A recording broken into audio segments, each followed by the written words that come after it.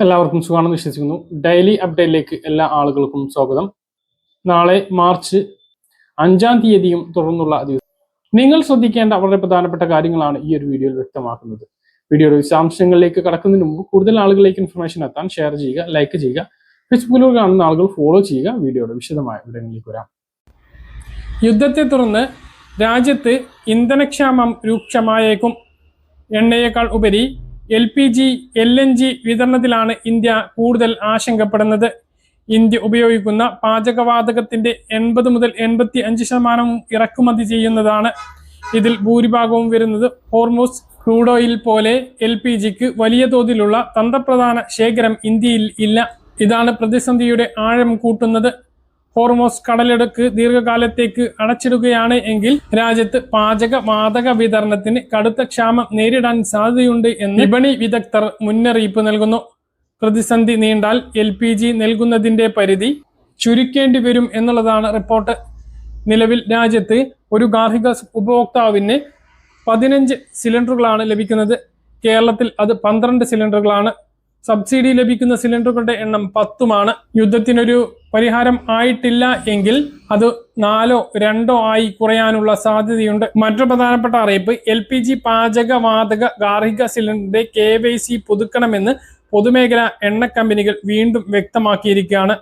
ലഭിക്കുന്ന സബ്സിഡി നിലനിർത്താൻ എല്ലാ വർഷവും പുതുക്കണമെന്നതാണ് പുതിയ തീരുമാനം. പ്രധാനമന്ത്രി ഉജ്ജൽ യോജന പദ്ധതിയിൽ ഉൾപ്പെട്ട ഉപഭോക്താക്കൾക്ക് 2026 മാർച്ച് 31 മുമ്പ് KYC പുതുക്കൽ നിർബന്ധമാണ്. ഈ KYC പൂർത്തിയാക്കാത്തവർക്ക് സബ്സിഡിക്ക് അർഹത ഉണ്ടാകുകയില്ല എന്ന് പെട്രോളിയം മന്ത്രാലയവും വ്യക്തമാക്കിയിരിക്കുകയാണ്. ഇപ്പോൾ വീടുകളിൽ ഉപയോഗിക്കുന്ന 14.2 കിലോഗ്രാം LPG സിലിണ്ടറുകൾക്കാണ് പരിശോധന നിർബന്ധമാക്കിയിരിക്കുന്നത്.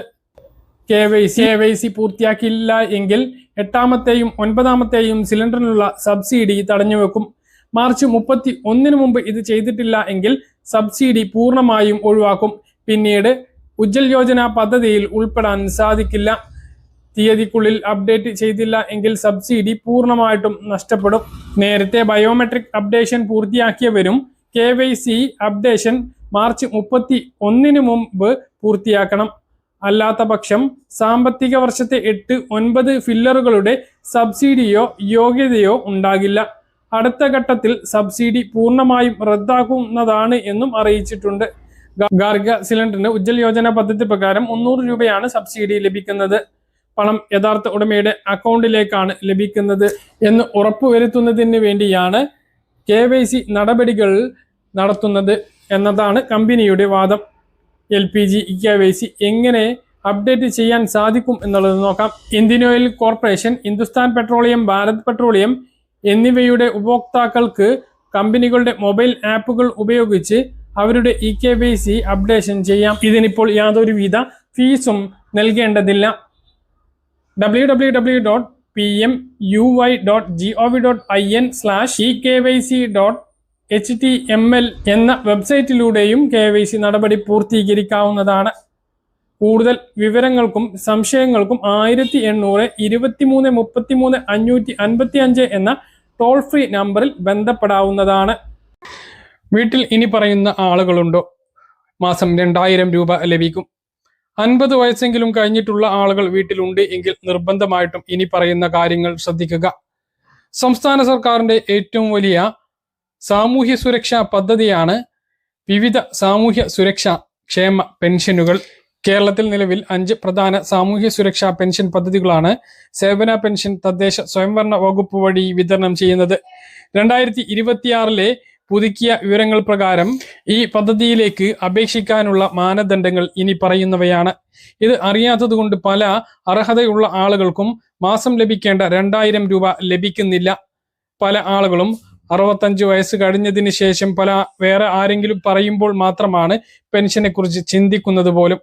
അതുകൊണ്ട് തന്നെ 60 വയസ്സ് കഴിഞ്ഞിട്ടുള്ള വാർദ്ധക്യത്തിലെത്തിയിട്ടുള്ള ആളുകൾ, ഭർത്താവ് മരണപ്പെട്ടിട്ടുള്ള വിധവകളായിട്ടുള്ള സ്ത്രീകൾ, 50 വയസ്സ് കഴിഞ്ഞിട്ടും വിവാഹിതരല്ലാത്ത സ്ത്രീകൾ, ഇങ്ങനെയുള്ള ആളുകൾ ഉണ്ട് എങ്കിൽ തീർച്ചയായിട്ടും പദ്ധതിയിലേക്ക് അപേക്ഷിക്കണം.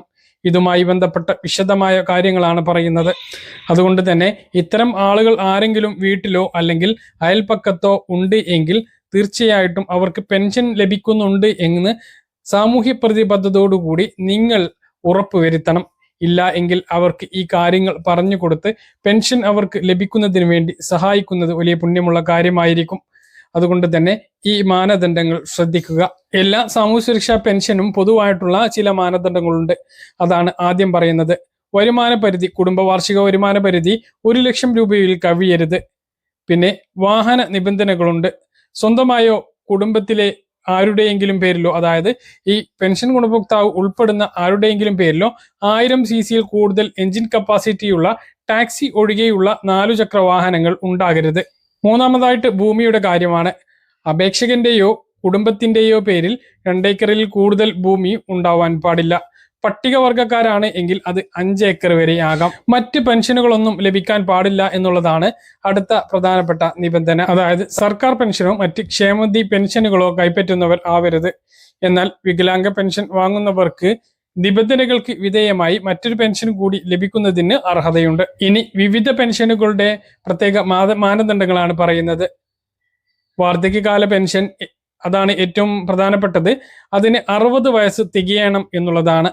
കുടുംബ വാർഷിക വരുമാനം 1 ലക്ഷം രൂപക്ക് താഴെയുള്ള 60 വയസ്സ് കഴിഞ്ഞിട്ടുള്ള എല്ലാവർക്കും പദ്ധതിയിലേക്ക് അപേക്ഷിക്കാം. വിധവാ പെൻഷന് 18 വയസ്സ് തികയും വേണം. വികലാംഗ പെൻഷന് പ്രായപരിധിയില്ല. അവിവാഹിതരായിട്ടുള്ള സ്ത്രീകൾക്കുള്ള പെൻഷന് 50 വയസ്സ് പൂർത്തിയാകണം. കർഷക തൊഴിലാളി പെൻഷൻ ലഭിക്കാൻ 60 വയസ്സും തികയണം. ഇവയാണ് സാമൂഹ്യ സുരക്ഷാ പെൻഷൻ പദ്ധതിയിൽ ഉൾപ്പെടുന്നത്. പദ്ധതിയിലേക്ക് ഓൺലൈനായിട്ടാണ് അപേക്ഷ സമർപ്പിക്കേണ്ടത്. അപേക്ഷിക്കാൻ ആവശ്യമായിട്ടുള്ള രേഖകൾ ഇവയാണ്: ആധാർ കാർഡ് കോപ്പി, റേഷൻ കാർഡിന്റെ കോപ്പി, ബാങ്ക് പാസ്ബുക്കിന്റെ ആദ്യ പേജ്, ആധാർ ലിങ്ക് ചെയ്ത് ബാങ്ക് അക്കൗണ്ട് ആവണം. വില്ലേജ് ഓഫീസറിൽ നിന്നും നൽകുന്ന വരുമാന സർട്ടിഫിക്കറ്റ് വേണം. 1 ലക്ഷം രൂപക്ക് താഴെയായിരിക്കണം അത്. പ്രായം തെളിയിക്കുന്ന രേഖ, ഒന്നെങ്കിൽ സ്കൂൾ സർട്ടിഫിക്കറ്റ്, അല്ലെങ്കിൽ ഡ്രൈവിംഗ് ലൈസൻസ്, പാസ്പോർട്ട്.